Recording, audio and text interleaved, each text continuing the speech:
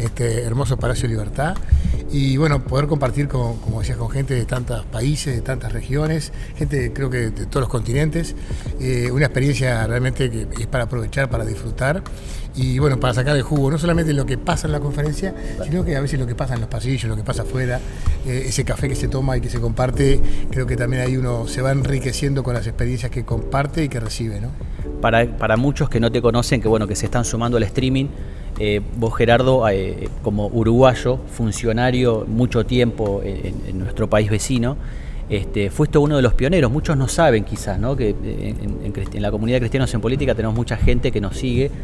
Muchos no saben que vos fuiste pionero siendo cristiano evangélico, que de alguna forma te plantaste, como en su momento acá fue Cynthia Houghton, pioneros que fueron como mal vistos en su momento, como gente aislada, digamos, pero hoy gracias a Dios tenemos un montón de gente. Pero ¿cómo fueron esos primeros pasos ahí donde hay tanta hostilidad en la política? ¿Cómo fue tu experiencia en esos primeros años? Bueno, en los primeros años, en realidad, yo intentaba desarrollar la actividad política en un momento donde la Iglesia fundamentalmente cuestionaba, claro, claramente, y muchos líderes cuestionaban de que los cristianos estuviéramos, claro, aportando a la actividad política, una actividad mundana que nos va a contaminar, que nos va a afectar, o sea que no es conveniente, no es prudente que un cristiano esté en política.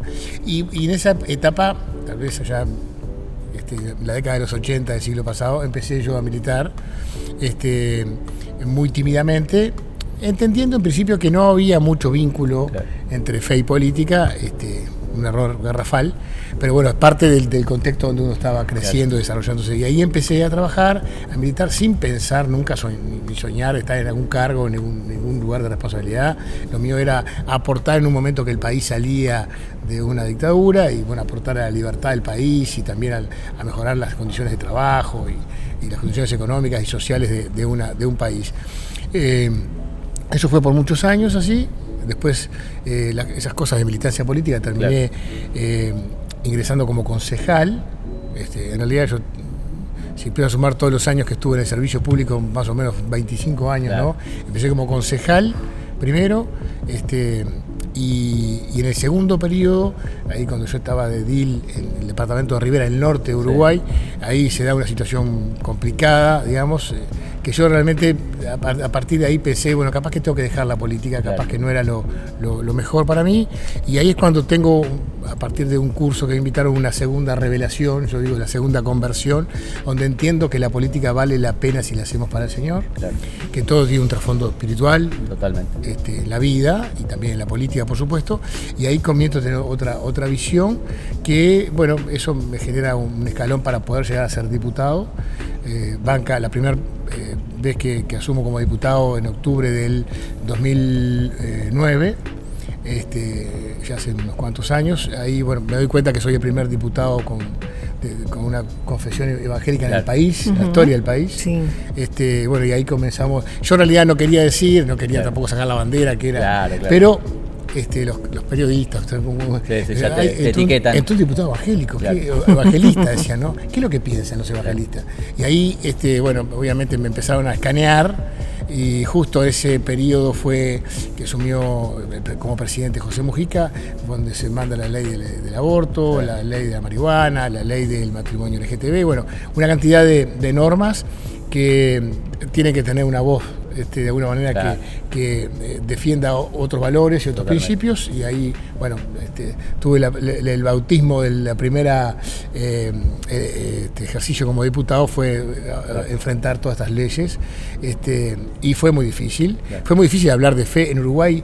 Es un país, tal vez es para explicarle también a otros contextos, ¿no? Claro, un país donde en el siglo XIX se comienza a hablar de la separación de Iglesia y Estado, claro, que se concreta a principios del siglo XX, y que además de la separación de Iglesia y Estado, comienza a haber desde el Estado una discriminación para lo que es espiritual, claro, y para lo que es confesional o religioso. Al punto tal de que, bueno, el país pasa a ser un país laico, un país laicista, claro, militando claramente en contra de cualquier manifestación pública de la fe, y esto, bueno, la educación prohibiendo cualquier referencia a la Biblia o al cristianismo, en los espacios públicos, un poquito también cuestionando esto, cambiando las fechas. Uruguay es el único país del mundo que no tiene la celebración de Navidad. Claro. Tenemos la fiesta, es por ley, el Día de la Familia, y el 6 de enero es el Día de los Niños, y la Semana Santa es la Semana de Turismo. Claro. Entonces, bueno, eso generó todo un barrido, una limpieza de cualquier expresión de fe en la esfera pública, un Estado militante hacia que no se puede creer en nada o que está mal visto creer o es algo. Sí, totalmente. Y bueno, y en política obviamente también esto generaba un ruido enorme. Total. Que cuando la experiencia de Parlamento y Fe se llegó a Uruguay, bueno, hay todo un escándalo, ¿no? Claro, un cambio bastante grande, ¿no? Sí. Porque esto que vos explicabas, cómo es posible también gobernar con valores cristianos sin tampoco entrar en la confrontación, como por ejemplo en una Cámara de Diputados. Sí, es un a mí me pasó muchísimo. Claro. Yo ¿Cómo lograste tampoco quería esconder ni maquillar lo que yo creía. Claro. Pero evidentemente cuando hablaba de la defensa de la vida, de la concepción, no podía basarme en versículos bíblicos. Tenía que basarme en argumentos médicos, científicos, sociológicos, psicológicos. O sea, buscar de alguna forma la argumentación y la fundamentación de por qué es bueno para la sociedad eso, más allá de mi creencia. Obviamente mis creencias, mis valores, tampoco me los saco antes de entrar al Parlamento o antes de entrar a la gestión pública. Pero obviamente uno tiene que ser claro que cuando está legislando y está gobernando, después en el Poder Ejecutivo, lo hace para toda la ciudadanía, que muchos creen y muchos no. Claro. Es más, en Uruguay más no creen que creen. ¿Le puedo hacer una pregunta? Sí. Respecto, yo estudio ciencia política y a mí siempre me decían de que la política te corrompe, te ensucia, como usted decía, le dan... No sé si cuando entró usted a ese ámbito le daba miedo de, no sé, perder valores, perder... ¿Cómo es usted en esencia, por así decirlo, esa esencia cristiana? Bueno, en realidad fue lo que me dijeron los pastores antes de entrar. No podés meterte en política. La política te va a corromper, te va a contaminar. Y en realidad en algún momento de la vida pensé más adelante pensé, capaz que tenían razón los pastores. Pero después también te das cuenta que en la vida, en la política, en el sistema educativo, en el trabajo, en el comercio, en la actividad sindical, en la actividad deportiva, en todos lados hay corrupción, en todos lados hay pérdida de valores, en todos lados hay manipulación, hay engaños, y uno evidentemente tiene que... la sal no está para ser usada dentro del salero, está para ser usada fuera del salero. O sea, cuando Jesús nos llama a hacer sal y luz, la luz también no se pone digamos, en un lugar muy iluminado. No podemos agregar aquí una lamparita más. En realidad hay que llevarla al lugar oscuro para que ilumine. Y entonces justamente esos valores y esos principios que tenemos no son para esconderlos o para practicarlos solamente en el contexto de dentro de la iglesia, de la congregación. Es para llevarlos al mundo y tratar de cambiar la realidad que muchas veces es incompatible con esos valores y con esos principios, pero justamente ahí está el desafío, poder ser luz en la oscuridad. El día de ayer Alejandro en su mensaje hablaba de este concepto de la reconciliación. ¿Cómo se separa cuando... no sé, imagino en algún proyecto de ley que vos estabas trabajando y quizás algún otro diputado te calumnia a vos personalmente o se mete con tu familia, y obviamente uno es humano también, somos cristianos pero también somos humanos. ¿Cómo esa tensión ahí entre que mi humanidad quiere reaccionar y responder de la misma manera y no confrontar? Claro. Es muy difícil. Es muy difícil. Yo voy a adelantar algo que voy a decir hoy de tarde en la presentación que tengo en la tarde de hoy. Hay una frase que dice la calle Pou, firmes con las ideas, suaves con las personas. Es la traducción laica del mensaje que está en la Biblia. No hay un versículo que lo diga, pero que está en la Biblia, que es que Dios aborrece el pecado, lo dice en varios pasajes, pero ama al pecador. Claro.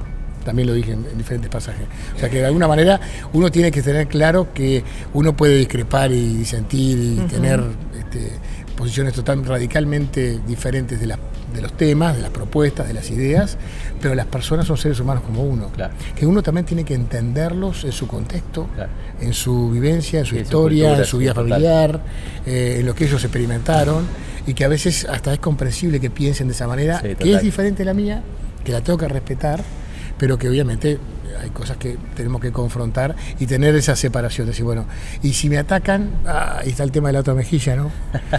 Es difícil, es muy difícil. Y más que cuando te atacan a ti, que uno ya madura, ha madurado y el cuero está duro y ya después de las primeras críticas uno ya lo logra llevar con otra, y ya hay cosas que no responde, sabe que no tiene que responder. Pero cuando te atacan a la familia o a un hijo, ¿viste? Que me ha pasado también en la vida, le entra una furia y una ira que bueno, que uno logre contenerla, digamos, y saber también que después el tiempo pasa y esas situaciones las pasan por delante. Claro. Exacto. Y en el largo andar, en el largo caminar que estuvo en la política, en la vida, ¿hubo algún momento tal vez en su vida donde la fe haya cambiado alguna situación o alguna decisión importante? Bueno, sí, sabes que sí, para poner un ejemplo, en el segundo periodo, que viene muy a cuenta de lo que estamos viendo hoy en el mundo, en el segundo periodo de parlamentario recibí un mensaje de una amiga que había conocido hace muchos años en la red de abogados cristianos, que me hablaba de una situación de un pastor que estaba preso en Irán, un pastor que era de familia musulmana y se había convertido al cristianismo, y bueno, estaba predicando obviamente las buenas nuevas, y había sido condenado por una sura, condenado a la muerte por apostasía. Y bueno, obviamente recibí los informes de Amnistía Internacional, de otras organizaciones, de Christian Solidarity Worldwide, que es una organización con sede en Londres, y ahí el gran trabajo era, yo presento una nota y hablo yo del tema y hago un escándalo en el Parlamento para sacarme también un poco, a veces nos pasa a los políticos, ¿no? Sacar un poquito de cartel yo defendiendo, o trato de ser un poquito más sutil y hablar con los de todos los partidos, intentando ver si podemos llegar a un consenso. Como hay un informe muy serio de Amnistía Internacional, capaz que logro tenerle el consenso de todos los sectores. Y bueno, pasó lo que cuando uno lo hace realmente por el fin y no por aparecer o por salir, que a los políticos nos cuesta. Tenemos una cámara y nos desesperamos, o vemos el nombre del diario, o no lo vemos y menos. Entonces, empezamos a trabajar muy reservadamente, digamos, y logramos un consenso, y logramos que el Parlamento uruguayo sacara una declaración unánime pidiendo la liberación de este hombre que estaba condenado a muerte por pensar distinto. Salió la resolución. Miren que a veces las pequeñas cosas que tienen un efecto que uno no sabe dónde puede llegar. Salió la resolución y claro, llega esto a la Embajada de Irán en Montevideo, la Embajada de Irán en Montevideo la manda a Teherán, y llegó una resolución del Parlamento uruguayo, país que tiene un gobierno de izquierda, país que no tiene intereses económicos en la región, con el petróleo, con esto, con el otro, y está pidiendo por la libertad de un hombre que está preso en una cárcel de Teherán. Llamó la atención de tal manera que a los pocos meses lo liberaron. No sabemos si fue la resolución de Uruguay, si fue otra gestión que hizo el presidente de su momento de Ecuador, pero en realidad habían pedido organizaciones de todo el mundo, Estados Unidos, Europa, y Irán no le había dado ningún tipo de corte, y esta pequeña resolución de un país del Cono Sur, que no tenía ningún interés económico ni geopolítico en la situación, despertó un tema, bueno, que en definitiva resolvió la vida de un hombre que sabe a cuántas personas le predicó el Evangelio y pudo bendecir, digamos, a su ciudad, a su comunidad. Gerardo, para ir cerrando, queremos agradecerte todo tu tiempo. ¿Por qué pensás que esto que está convocando esta cumbre, que es importante este tema de la reconciliación, digo, en estos tiempos donde pareciese que es todo agresión, es todo hostilidad, y sobre todo en este terreno que es tan álgido, ¿por qué pensás que es importante hablar de esto? Yo creo que hay que darse una oportunidad. Reconciliare viene el término del latín, que tiene que ver con volver a conciliar aquello que era ideal y se rompió. Yo creo que estamos en un mundo que es maravilloso. Hay una linda canción que es que el mundo es maravilloso, When the Wonderful World. El mundo es maravilloso. Veamos la naturaleza que nos rodea, este espacio acá que se ve al Río de la Plata y allá a lo lejos se ven los eucaliptos de Uruguay. Es un mundo maravilloso.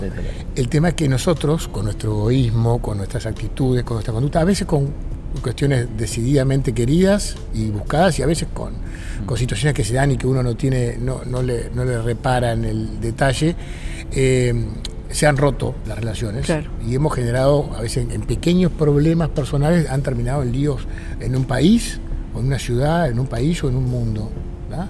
¿Cómo podemos volver a reconciliar, a buscar ese ideal que teníamos de un mundo maravilloso que nos fue entregado para vivir y para disfrutar, y que lo hemos destruido con nuestras propias actitudes y conducta. ¿Podemos volver a reconciliarlo? Depende de nosotros, de nuestros gestos. Tal cual. Nuestros pequeños gestos pueden volver a conciliar esa relación que teníamos de armonía, de paz, y que eso va a permitir realmente el desarrollo de la sociedad futura. Gerardo, queremos agradecerte todo tu tiempo, tus minutos. Tenemos ahí también otros invitados, pero bueno, queremos agradecerte, muchas gracias. Y bueno, vos estás en Parlamento ya hace muchos años también.